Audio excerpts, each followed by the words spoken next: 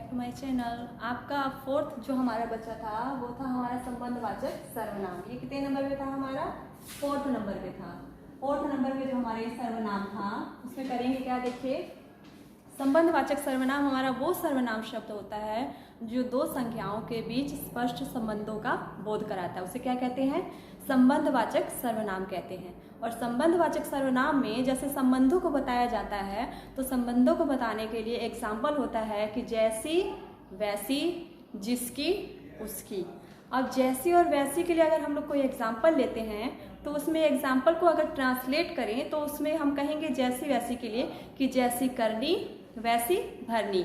और जिसकी और उसकी का अगर हम लोग को ट्रांसलेट बनाना हो तो उसका करेंगे जिसकी उसकी के लिए हो जाएगा जिसकी लाठी उसकी भैंस। तो चलिए, ये जो संबंधवाचक सर्वनाम हमारा दिया है उसको हम लोग स्पष्ट करते हैं। संबंधवाचक सर्वनाम वे सर्वनाम होते हैं, वे सर्वनाम शब्द जो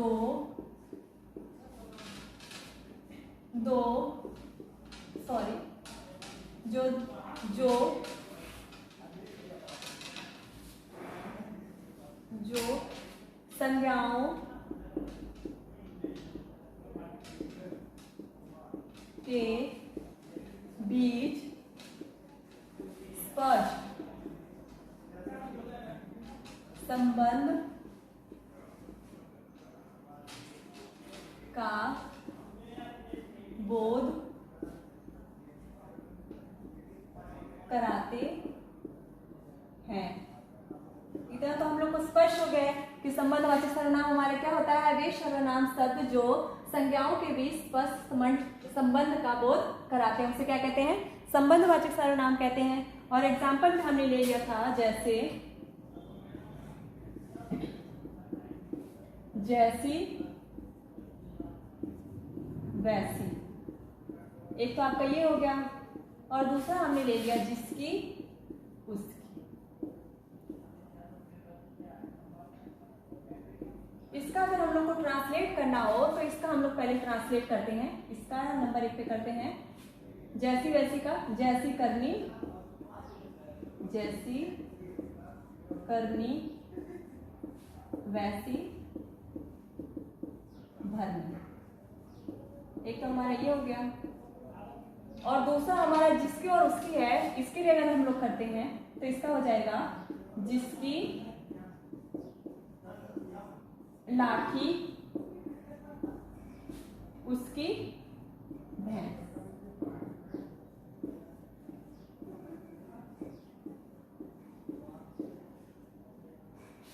अब ये देखिए, इसमें आ गया जैसी, वैसी, जिसकी, उसकी।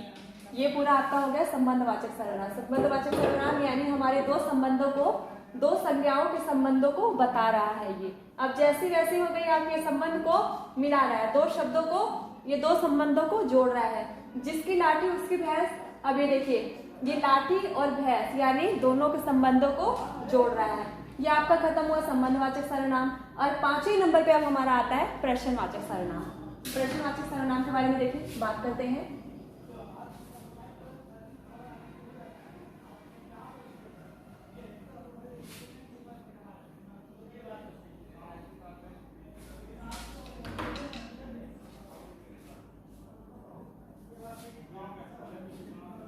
प्रश्नवाचक सर्वनाम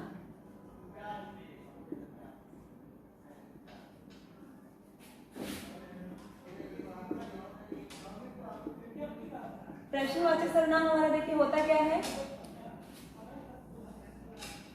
प्रश्नवाचक सर्वनाम हमारा वो सर्वनाम होता है, प्रश्नवाचक सर्वनाम हमारा वे सर्वनाम शब्द होता है जो प्रश्न के करने या होने का बोध कराता है। उसे क्या कहते हैं? प्रश्नवाचक सर्वनाम कहते हैं। प्रश्नवाचक सर्वनाम में जैसे आपने कर दिया कब, क्या, क्यों, कैसे, ये सब क्या हो गए? हमारे क्वेश्चन करने वाले यानी प्रश्न करने वाले शब्द हैं। तो इनको क्या कहेंगे? प्रश्नवाचक सर्वनाम। जैसे कि देख लेते हैं, चलिए। प्रश्नवाचक वे सर्वनाम शब्द, वे सर्वनाम शब्द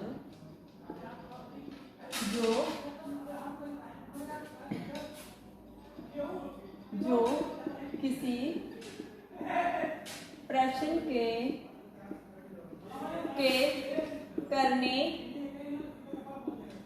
या होने का बोध कराए, होने का बोध कराते हैं, उसे क्या कहते हैं? प्रश्नवाचक सर्वनाम कहते हैं। अब प्रश्नवाचक सर्वनाम में जैसे हमने एग्जांपल ले लिया है, जैसे हो गया आपका कब, क्या, क्यों, कैसे, ये सब क्या है? हमारे प्रश्नवाचक सर्वनाम है।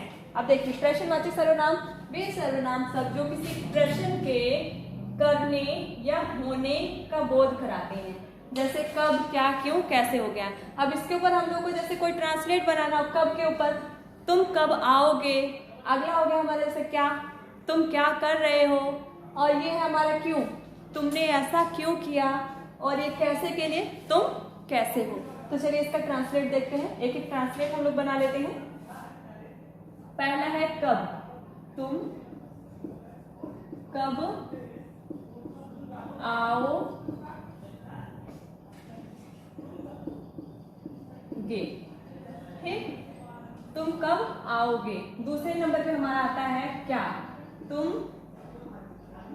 क्या कर रहे हो, ये दूसरा सेंटेंस हमारा बन गया है। तीसरे पे हमने लिया था क्यों, तुम क्यों नहीं आए, ये क्या हुआ हमारा, क्यों आ गया हमारा। नेक्स्ट कैसे, कैसे के लिए हम लोग बना लेते हैं तुम कैसे हो, तुम कैसे हो। अब ये देखिए कब, कब, क्या, क्यों, कैसे, ये हमारा क्या बन गया, सब प्रश्नवाचक सर्वनाम के जितने हैं ये सब एग्जाम्पल हैं। इतना आपको समझ में आया। अब लास्ट जो हमारा बचा है वो है निजवाचक सर्वनाम। तो निजवाचक सर्वनाम के बारे में देखते हैं, चलिए।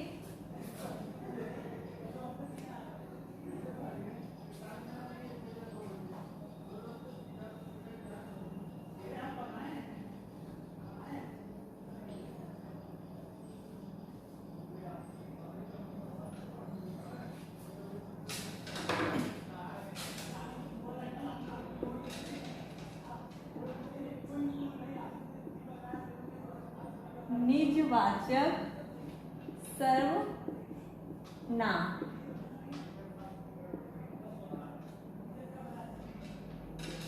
अब देखिए निजवाचक सर्वनाम हमारा होता क्या है।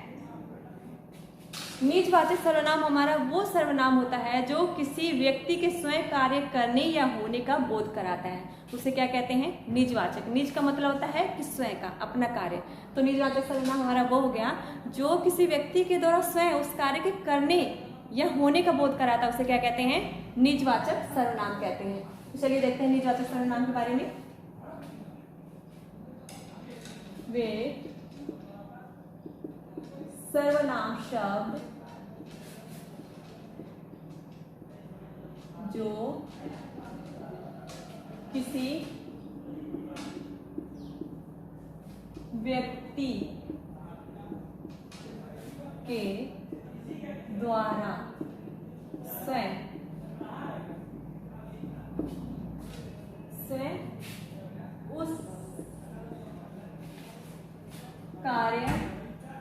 द्वारा स्वयं उस कार्य के करने या होने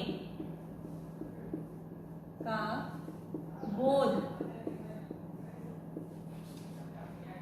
कराते हैं, उसे क्या कहते हैं, उसे हम लोग निजवाचक सर्वनाम कहते हैं। अब निजवाचक सर्वनाम में हमारा क्या क्या आ जाता है, जैसे स्वयं, खुद, स्वयं। तो चलिए देखते हैं इसमें स्वयं के लिए एग्जाम्पल, स्वयं, एक आ गया हमारा स्वयं, और दूसरा क्या आ गया हमारा, खुद। अब ये देखिए स्वयं और जो खुद होता है हमारा, एक हम लोग ले लेते हैं इसमें अपने आप, ठीक, एक ही हो गया।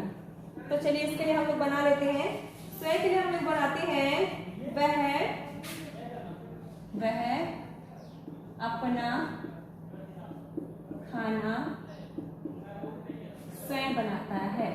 स्वयं बनाता है। एक एग्जांपल ये ले लिया। खुद के लिए देखते हैं। वह अपना कार्य खुद करता है।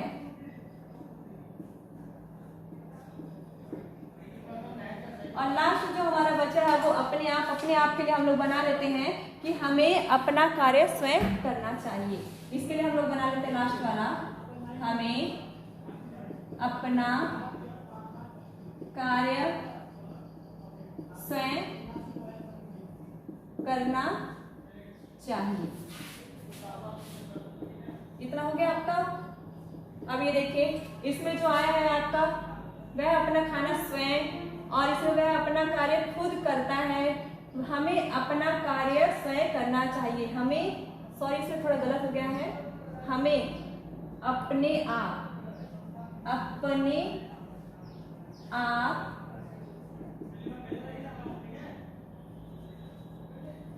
आप कार्य करना चाहिए। ये थोड़ा सेंटेंस गलत हो गया था, बट अब सही हो गया है। हमें अपने आप कार्य करना चाहिए। तो ये हो गया आपका निजवाचक सर्वनाम। निजवाचक सर्वनाम में देखिए क्या हमने बताया है, वे सर्वनाम शब्द जो किसी कार्य के द्वारा, किसी व्यक्ति के द्वारा स्वयं उस कार्य के करने या होने का बोध कराते हैं, उसे क्या कहते हैं, निजवाचक सर्वनाम कहते हैं। और निजवाचक सर्वनाम का एग्जाम्पल हमने आपको बता दिया है कि स्वयं हो गया, खुद हो गया, अपने आप हो गया। तो स्वयं से रिलेटेड हमने एक ट्रांसलेट बनाया है, वह अपना खाना स्वयं बनाता है। तो एक ट्रांसलेट ये हो गया आपका। दूसरे नंबर पे हमने लिखा था खुद के ट्रांसलेट किया है, वह अपना कार्य खुद करता है। और लास्ट में हमारा जो है वो अपने आप, इसका मतलब अपने आप के लिए हमने बनाया, हमें अपने आप कार्य करना चाहिए। तो यह आपका आज जो पूरा सर्वनाम था वो पूरा क्लियर हो चुका है।